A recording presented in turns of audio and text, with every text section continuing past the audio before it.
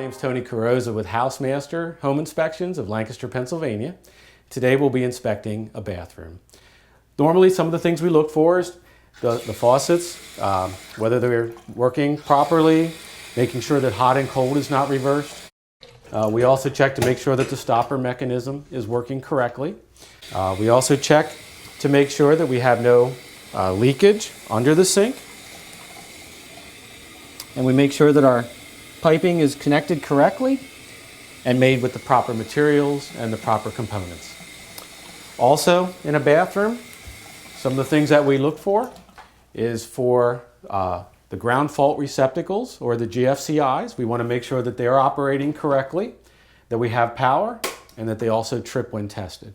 Next, we'll take a look at the shower. So in checking the shower, some of the things we look for is this is a nice tiled shower.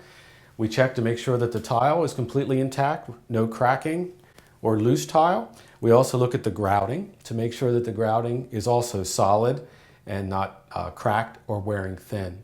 Another thing that we look at in a stall shower in particular is we take a look for the shower pan that's at the bottom underneath the tiled flooring.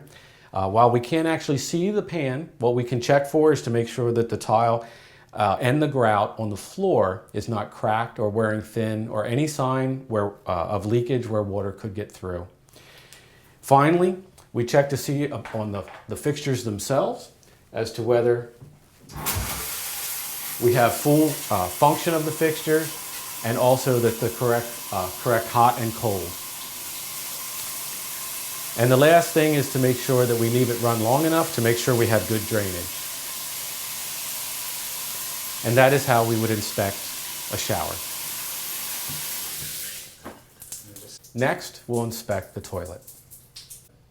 Okay, to inspect the toilet, first we check to make sure that all of our fittings are good, that we have no leaks, either on the fittings or on the floor. Also, we check the toilet for any types of cracking or damage. Also, we want to make sure that it is fully tight to the floor, that there's no shifting or moving of the toilet base. Then finally, we check the components inside, make sure that we have full operation, and make sure all the valves and the floats are working properly. And that's how we inspect a toilet.